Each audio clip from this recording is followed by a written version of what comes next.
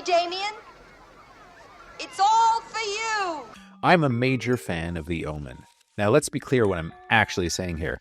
I'm a fan of the 1976 Richard Donner film about the Antichrist. And yeah, I'm even a bit of a fan of the first two sequels. What I'm not a fan of is the abysmal, unnecessary hack job remake that came out in 2006.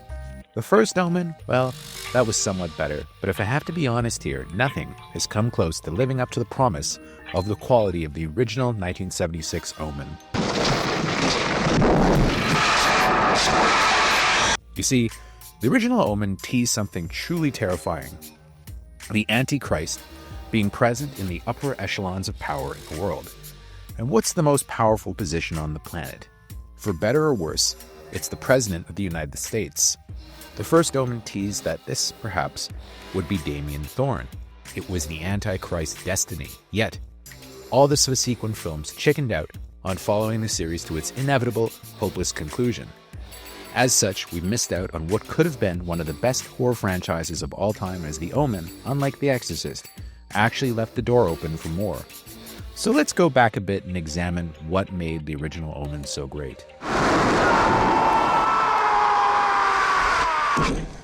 While some would say that The Omen was an original idea, and it was, it can't be denied that its path to the big screen was paved by the release of 1973's The Exorcist, which was not only the most popular horror film of all time when it came out, but one of the most popular films ever made.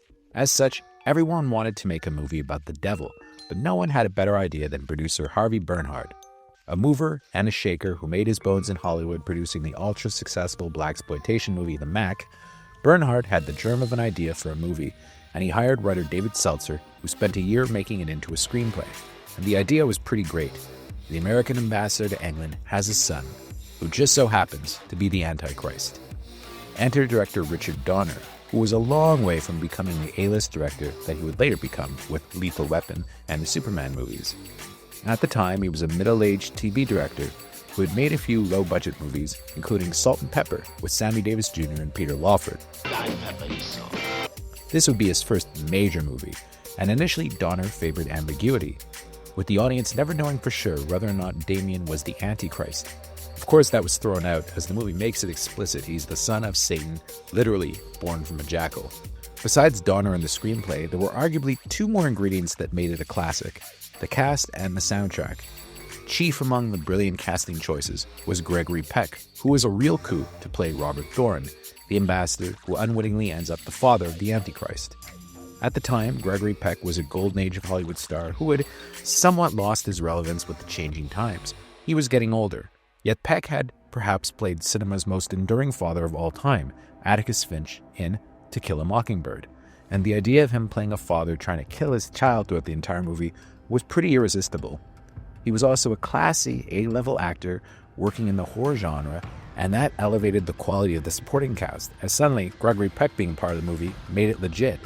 So, you got Lee Remick cast as Damien's adopted mother, Thorne's wife Catherine, who believes Damien is her own child, as well as David Warner, Leo McKern, Billy Whitelaw, and a terrifying little scamp named Harvey Stevens, who played Damien and apparently was a bit of a hellion on set, even kicking Richard Donner in the balls during his audition, which actually won him the role. Then, of course, there's Jerry Goldsmith's incredible score with its choral elements and Latin chants. The movie, of course, was a huge blockbuster, being the 6th highest-grossing movie of the year. Critics at the time actually hated it, and many were actually offended by the fact that it starred an icon like Peck. Of course, the years have been kind to it, and Peck's performance is no doubt one of the things that really helps it stand the test of time, with his portrait of Robert Thorne, an aging bureaucrat married to a much younger woman who gets a chance at fatherhood later in life, only to lose everything, being kind of touching before it becomes terrifying. The movie was so big that it popularized the Book of Revelation's notion of 666 being the mark of the beast. Yes, this was in the Bible, but people at the time weren't really aware of it. Now, of course, 666, you see that, you just think, Satan. Now, the film ended with it looking like the President and the First Lady were going to adopt Damien, but the sequel, Damien the Omen II, chickened out in a pretty big way. It followed Damien as an adolescent, and it's not as high quality a film as the original.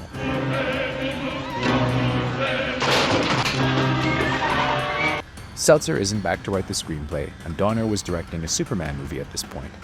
Instead, it's cheaper, B-level movie where Damien is raised by a family friend of the Thorns, played again by another aging Golden Age star, in this case, William Holden, who actually had a pretty good career going at the time. He had just been in the movie Network, which was terrific. But he was also kind of an alcoholic, and he looks a little bit rough in the movie. Even still, Holden is good, but not as committed to the role as Peck was. He's not responsible. I won't do it. But there are some good elements. One is that Damien is shown to struggle with his horrible destiny, which is an interesting aspect. He's also shown to have many people helping him along the way, including a very young Lance Henriksen, and some of the gore kills are even better than they were in the original, including a chilling death under a frozen lake, and a part when Hollywood from Mannequin, yes, Hollywood from Mannequin, gets cut in half. It also had Jerry Goldsmith back to do the score. He only made about half as much as the original did, but it did well enough to greenlight a sequel, The Final Conflict. Now, here's the first place that I gotta say they really fucked up this series. In this sequel, we follow Damien as an adult as he slowly rises to power. Now, that sounds pretty good, right? Well, they fucking kill him before he even gets close to becoming the president. They end what could have been an amazing series, prematurely leaving us all with blue balls. Granted, the third movie did at least get one thing right. They got the perfect actor to play Damien, a young Sam Neill, just after he did Possession, of course that classic movie that co-starred Isabella Adjani and actually somewhat influenced the first Omen. This is not a human child. They did, however, get Jerry Goldsmith back, but everything else they totally fucked up, and that was it for the franchise, save for a shitty TV movie in 1990. Now, I do have to grudgingly admit the Final Conflict actually does have its moments. I like the idea of Damien being obsessed with finding and killing the Nazarene, which involves a demented montage where we see babies being murdered left and right. Some Old Testament shit right there. Take him. It also has Jerry Goldsmith back to write the score, although he took a different approach this time, eschewing the classic Ave Satani theme from the original. Apparently a fourth Omen movie called Omen Armageddon was actually supposed to be made immediately afterward, but I have no idea where they would have gone, as Damien is shown to be definitively dead by the time the credits roll in the third movie. Hell, it even ends with the resurrection of Jesus Christ, which I think is maybe laying it on a little too thick for a horror movie. But I digress. It wasn't as big of a hit as the other movies. It made about $20 million on a $5 million budget. Not bad, but 20th Century Fox, the studio that was putting it out, decided to let it rest. Although that is kind of strange to me because Fox was a studio that didn't really have a big horror franchise of their own in the 80s. And as we know, the 80s were ruled by horror franchises. I'm surprised that they never found it to be a property that they could exploit. They let a lot of their really good franchises from the 70s just kind of die off in the 80s. I mean, we never got another Omen movie after The Final Conflict. They never bothered trying to relaunch the Planet of the Apes series. Alien Nation could have been more than one movie, but they just made it one. Of course, they did have Alien and Aliens, but I mean, it took forever for each new movie to come out. Same thing with Predator. There's something in those trees. Would have liked to have seen a couple of really cool Omen movies come out in the 80s. So why did they kill off Damien Thorne? I don't know. Maybe Fox just wanted to get out of the horror business because they didn't think it was classy enough. This actually was kind of an issue for some studios as, well, slashers were seen as kind of the domain of lower level horror studios, and I guess 20th Century Fox just didn't really want to be in the horror game. Too bad, because The Omen really had a lot of potential.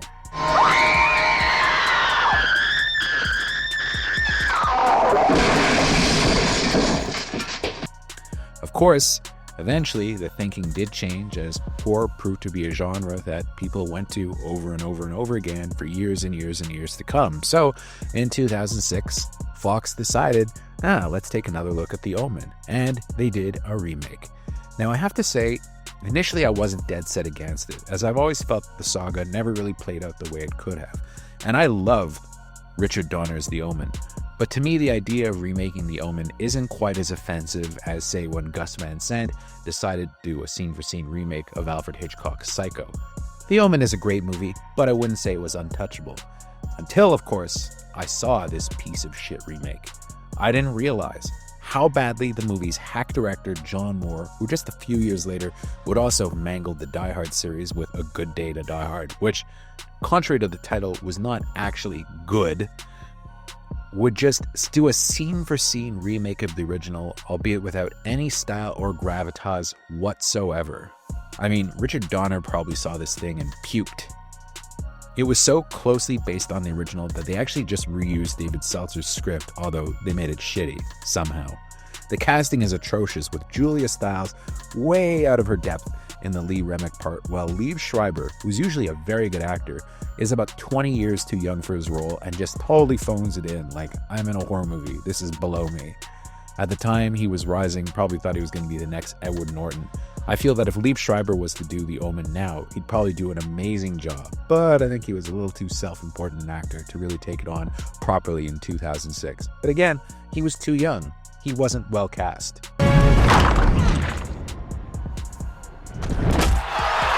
The only thing I think you could argue that they actually kind of got right is Mia Farrow in the Billy Whitelaw role. But even then, she's playing it a little too obviously evil as opposed to Whitelaw, who was kind of chilling in the original. Mia Farrow is just like, hey, it's me, Mia Farrow, you know, Rosemary's Baby, the mother of the Antichrist, playing the nanny in this one. It's stunt casting. It kind of works, but it's the only thing that even comes close to being pulled off in this film. The movie just all around stinks, especially as far as Michael Beltrami's updating of the Jerry Goldsmith score goes.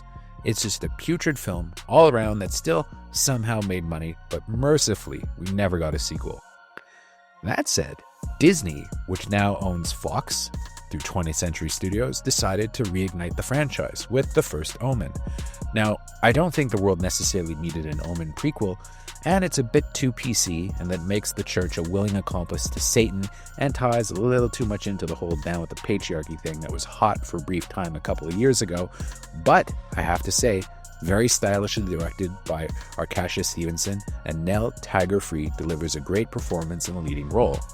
I also love that in its continuity, Gregory Peck is still Robert Thorne, and I kind of wish it hadn't have bombed, because they could have really ignored the second and third films in the series and followed Thorne into the presidency. And let's be real, how spooky would it be to get a movie where Damien Thorne, who would be in his 50s following the movie's continuity, was an Antichrist president in charge of a nuclear arsenal? Cast a guy like Michael Shannon, and you've got a horror movie that no doubt would scare the shit out of people and perhaps hit a little closer to home than many would like. Again, call me Hollywood, we'll talk.